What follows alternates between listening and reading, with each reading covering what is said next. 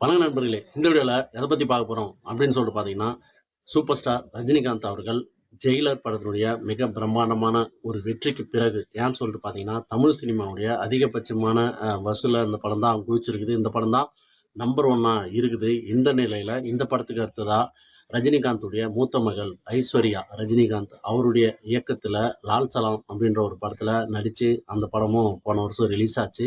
ஆனா, அந்த அளவுக்கு வரவேற்ப பெறல இந்த படம். ஸோ வசூல் ரீதியாவும் இந்த படம் வந்து தோல்விய தழுவுனதா சொல்லிட்டு இருக்கிறாங்க. ஸோ இந்த நிலையில இந்த 2 படங்களுக்கு அடுத்ததா மிகப்பெரிய அளவுல எதிர்பார்ப்புல இருக்கிற ஒரு படம் தான் ரஜினிகாந்த் நடிச்சிருக்கிற வேட்டையன்.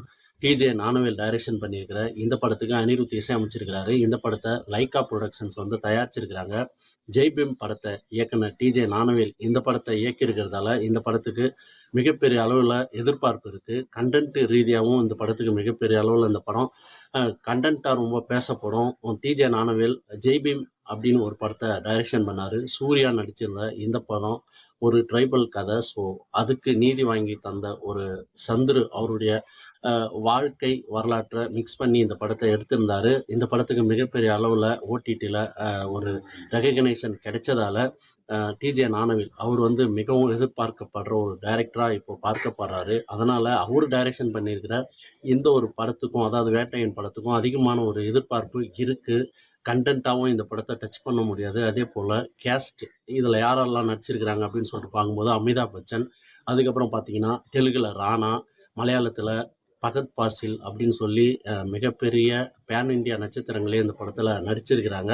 கூடவே வந்து ஜெயிலர் அப்படின்ற ஒரு படத்தை தூக்கிட்டு போன ரஜினிகாந்த் அவர்களும் நடிச்சிருக்கிறாரு. அதனால இந்த படத்துக்கு பேன் இண்டியா லெவலில் பெரிய எதிர்பார்ப்பு இருக்குது. கண்டென்ட் ரீதியாகவும் இந்த படத்துக்கு மிகப்பெரிய எதிர்பார்ப்பு இருக்குது. அதே போல் டிஜே ஞானவேல் அவர்களுடைய அவர்கள் மேலேயும் வந்து மிகப்பெரிய நம்பிக்கை இந்த படத்தில் இருக்குது. அதனால் இந்த படத்துக்கு மிகப்பெரிய எதிர்பார்ப்பு இருந்துட்டு இருந்தது.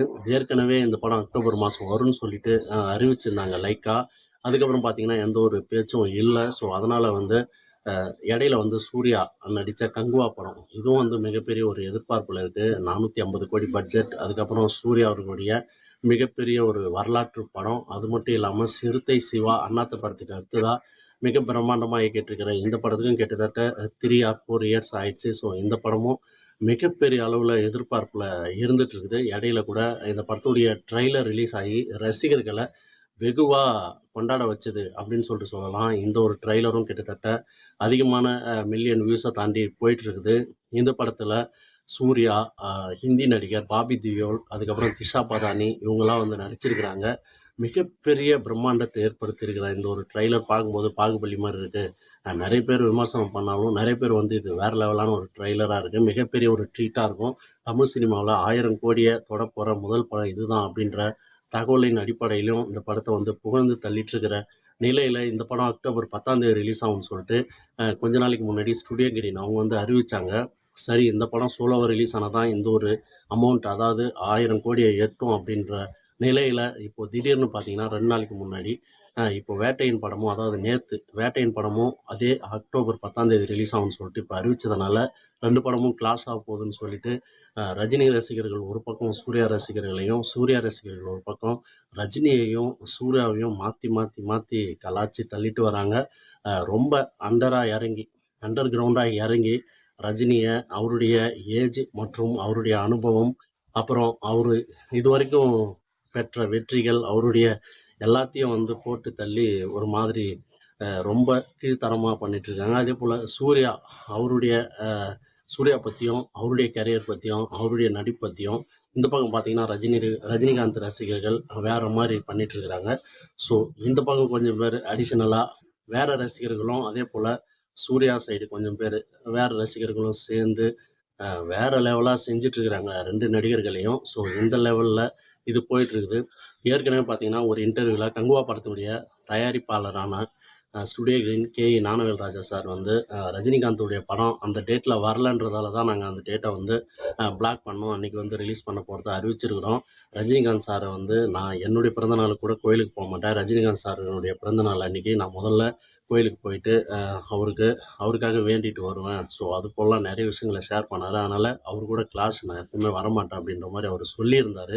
ஸோ அது உண்மையாகும் பட்சத்தில் இந்த படத்தினுடைய ரிலீஸ் டேட்டு பேக் அடிக்கப்படும், இல்ல வேற டேட்ல வருமா அப்படின்றதும் யோசிக்க தோணும். அதேபோல அ என்னைக்குமே வந்து ரஜினிகாந்துக்கு அவர் வந்து போட்டியா இருக்க மாட்டாரு அப்படின்னு சொல்லிட்டு ஸ்டுடியோ கிரீன் ஞானவேல் ராஜா அவர் வந்து சொல்லியிருக்கிறாரு. ஏற்கனவே நெறைய டைம்ல ரஜினிகாந்துடைய படங்கள் வரும்போதெல்லாம் அவர் விஷ் பண்ணுவாரு.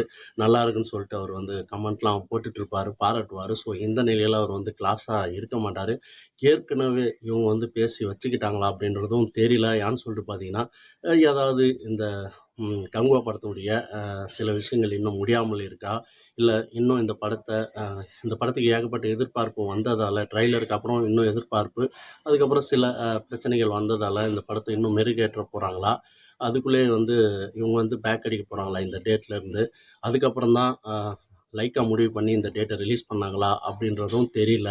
இப்போதைக்கு 2 ரசிகர்களும் வந்து சண்ட போட்டுருக்கிற அளவுக்கு வேற லெவலான ஒரு கிளாஷ ஏற்படுத்திட்டாங்க. ஆனா இடையில ரகசியமா இவங்களுக்குள்ள கங்குவா படம் வராது. அதனால தான் இந்த படத்த அந்த டேட்ல வர வைக்க போறாங்க. அப்படின்ற மாரி ஒரு சிலர் வந்து சொல்லிட்டு இருக்கிறாங்க. ஆனா 2த்துக்குமே வாய்ப்பு இருக்குது. ஏன்னு சொல்லிட்டு பார்த்தீங்கன்னா, ஒரு பக்கம் கங்குவா படத்தினுடைய புரொடியூசர் ஞானவேல் ராஜா சார் வந்து இந்த படம் கிளாஸ் ஆவாது. அப்படி கிளாஸ் ரஜினிகாந்த் கூட வரமாட்டோம்ன்னு சொல்ற நிலையில, ஆனா இவங்க வந்து அதே டேட்ல ரஜினிகாந்த் படத்த இறக்குறாங்க.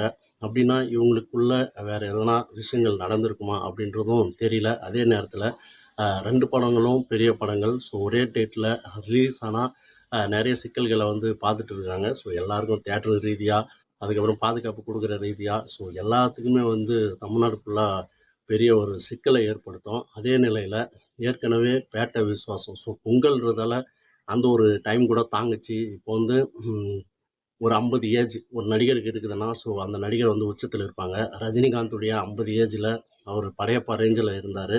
ஸோ ஒரு நடிகர் கூட கிட்ட வர முடியல. அதே அஜித், விஜய் இப்போ அவங்க 50 வயசுல இருக்கும்போது, அவங்களுக்கு உண்டான ரேஞ்ச் வந்து வேற லெவலா இருக்கு. இதே 70 வயசுல ரஜினிகாந்த் அவர்கள், அவங்கள மிஞ்ச மிஞ்ச முடியலனாலும், ஸோ அவங்களுக்கு வந்து வேற லெவலான ஒரு டப்பு குடுக்குறாங்க. ஏன்னு சொல்லிட்டு பார்த்தீங்கன்னா, 10 நாள் இடைவெளியில விஸ்வாசம் படம் ரிலீஸ் ஆச்சு.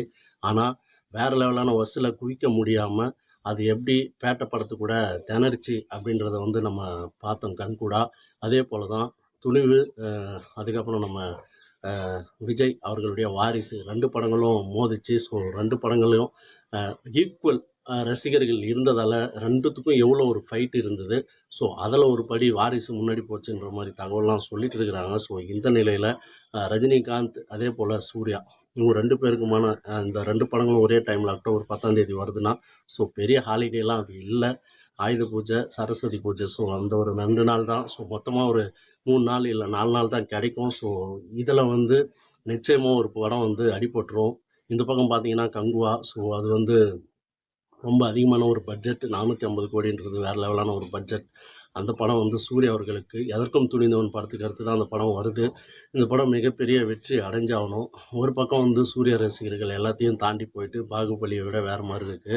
1000 கோடி அந்த படம் வந்து டச் பண்ணும் அப்படின்ற மாரி அவங்க ஒரு பக்கம் ஃபீல் பண்ணிட்டு இருக்கிற நிலையில, ரஜினிகாந்துடைய வேட்டையன் படம் அதே தேதிய பிளாக் பண்ணியிருக்கிறதால, சூர்யா ரசிகர்கள் மட்டும் இல்லாம எல்லாருமே அதிர்ச்சி அடைஞ்சிருக்கிறாங்க. இதனுடைய வரலாற்று சாதனைய இது வந்து தடுத்திருக்கு அப்படின்ற மாரி ஒரு பக்கம் இருக்கு. அதேபோல 2த்துக்கும் உண்டான ஹைப்பு இப்போ 2 படமும் கிளாஸ்ன்னும்போது, ஸோ வேரியேஷன் பார்க்கும்போது எந்த படத்துக்கு அதிகமான எதிர்பார்ப்புன்னும்போது, ஒரு பக்கம் பார்த்தீங்கன்னா, ரஜினிகாந்துடைய வேட்டையன் படத்துக்கு அதிகமான ஒரு ஹைப்ப காட்டுறாங்க. ஸோ பெர்சன்டேஜ் லெவல்லயும் அதுக்கு வேற லெவலான ஒரு ஆதரவு வருது. என்ன காரணம் அப்படின்னு சொல்லிட்டு பார்த்தீங்கன்னா, இப்போ இளம் நடிகர் இப்போ சூர்யா இவங்க 2 பேரும் கம்பேர் பண்ணும்போது சூர்யா இளம் நடிகர். ஸோ ஒரு 50 வயசு ஏஜ்ல இருக்காரு. ஆனா ரஜினிகாந்த் 70 வயசுல இருந்தாலுமே, ஸோ இந்த பக்கம் அவருடைய படத்துடைய வேல்யூவ பார்க்கும்போது, ஒரு பக்கம் கன்டென்ட் டிஜே ஞானவேல் வேற மாரி செதுக்கியிருப்பாரு. அதுக்கப்புறம் பார்த்தீங்கன்னா, ஹிந்தி சைடு பார்த்தீங்கன்னா, அமிதாப் பச்சன். ஸோ இப்ப தான் கல்கி அப்படின்ற ஒரு படம் மிகப்பெரிய அளவுல அமிதாப் பச்சனுக்காக ஹிந்தி சைடுல ஓடுச்சு. ஸோ அப்படி ஒரு அதுக்கு அடுத்ததா வரக்கூடிய இந்த படத்துக்கும் மிகப்பெரிய அளவுல ஹிந்தியில எதிர்பார்ப்பு இருக்கும். ஸோ ஒரு பக்கம் சூர்யா அவர்கள் கேரளாவுல மிகப்பெரிய ஸ்டார் அந்தஸ்து இருக்கு அப்படின்னு சொன்னாலும், இந்த பக்கம் பார்த்தீங்கன்னா, ஃபகத் ஃபாசில் அப்படின்னு ஒரு மலையாள ஆக்டர். இதில அவரு நடிச்சிருக்கிறாரு. ஸோ அங்கேயும் பார்த்தீங்கன்னா, அ இந்த ரஜினிகாந்த் படத்துக்கு அதிகமான ஒரு எதிர்பார்ப்பு அங்கேயும் வருது. அதேபோல தெலுங்குல பார்த்தீங்கன்னா, தெலுங்குல ரஜினிகாந்த் தான் ரொம்ப நாளா இருந்துட்டுருக்காரு. ஸோ அதனால வந்து பார்த்தீங்கன்னா, கூடுதலா ராணா அப்படின்றவரு பாகுபலிலாம் நடிச்ச வில்லன். ஸோ அவரு வந்து நடிச்சிருக்கிறாரு. இன்னும் ஒரு பர்சன்டேஜ் அதிகமான கூடுதலான ஒரு எதிர்பார்ப்பு இருக்குது. ஸோ தா இப்படி சுற்றி பார்த்தீங்கன்னா கண்டென்ட் ரீதியாகவும் இல்லை நடிகர்கள் ரீதியாகவும் இந்த வேட்டையன் படத்துக்கு மேலும் ஒரு வேறு லெவலான ஒரு எதிர்பார்ப்பு தான் இருக்குது. கண்டிப்பாக ரெண்டும் கிளாஸ் ஆனால் கண்டிப்பாக சூர்யா படம் ஓடாது அப்படின்றதுல எந்த ஒரு மாற்று கருத்தும் இல்லை. அதனால் இந்த கிளாஸ் வந்து வேணாம் அப்படின்ற மாதிரி எல்லாருமே சொல்லிட்டு வராங்க. ஸோ இதை வந்து கவனத்தில் வச்சு லைக்கா மற்றும் ஸ்டுடியோ 2 பேரில் யாராவது ஒருத்தங்க விட்டு கொடுக்கணும் அப்படின்றது தான் எல்லாருடைய ஒரு கருத்தாக இருக்குது. ரெண்டும் ஓடினாலும் பரவாயில்ல, வசூல் வரும் அப்படின்றதெல்லாம் வந்து சும்மா ஒரு பேச்சுக்காக சொல்லலாம். கண்டிப்பாக அது வந்து இருக்காது. அதே போல் இவங்க வந்து கண்டிப்பாக பின்வாங்க மாட்டாங்க. வேட்டையன் படக்குழு அப்படின்றது வந்து நல்லாவே தெரியுது. சொல்லிட்டு பார்த்தீங்கன்னா நேற்று வந்து டேட் அறிவித்தாங்க. இன்றைக்கி வந்து பார்த்தீங்கன்னா மனசிலாயோ அப்படின்ற ஒரு ஃபஸ்ட்டு சிங்கிள் இந்த படத்தில் வந்து ரிலீஸ் ஆக போகிறதா இப்போ அறிவிச்சிருக்கிறாங்க. தொடர்ந்து அவங்க வந்து ரிலீஸுக்கு உண்டான அடுத்தடுத்த வேலைகளில் இப்போது லைக்கா வந்து இறங்கியிருக்கிறாங்க வேட்டையன் படத்துக்காக. இப்போது வேட்டையன் படத்துடைய ஃபஸ்ட்டு சிங்கிள் மனசிலாயோ சூப்பர் ஏற்கனவே வந்து குக்கும் பாடலை எழுதினார் ஜெயிலரில். ஸோ அவர் தான் இந்த பாடல் எழுதியிருக்கிறதா இப்போ தகவல் கிடச்சிருக்கு. அனிருத் அவர்கள் இதை அறிவிச்சிருக்கிறாரு. இப்போ வந்து லைக்காவே இதை வந்து அஃபிஷியலாக அறிவிச்சிட்டாங்க. சீக்கிரத்தில் அந்த பாடல் வரப்போகுது அப்படின்ற மாதிரி. ஸோ அதனால் வேட்டையன் படத்தை வந்து அவங்க ரிலீஸ் பண்ணுற அந்த ஒரு டேட்டு, அதாவது அக்டோபர் 10 ரிலீஸ் பண்ணுற மும்முரமான வேலைகளில் இப்போ ஈடுபட்டிருக்கிறாங்க அப்படின்றது தெரியுது. அதனால் தயவு செஞ்சு ஸ்டுடியோ கிரீன் இவங்க வந்து பின்வாங்கினா நல்லது. ஏன்னு சொல்லிட்டு பார்த்தீங்கன்னா 2 படமும் வேறு வேறு டேட்டில் வந்தால் தான் வேறு லெவலான வசூலை வந்து குவிச்சு தமிழ் சினிமா லாஸில் போகுதுன்ற மாதிரி சொல்லிட்டு இருக்கிறாங்கல்ல. ஸோ அதுக்கு வந்து ஒரு நல்ல தீர்வாக இருக்கும்னு சொல்லிட்டு நான் நினைக்கிறேன். ஸோ என்ன நடக்குதுன்றதை வெயிட் பண்ணி பார்க்கலாம்.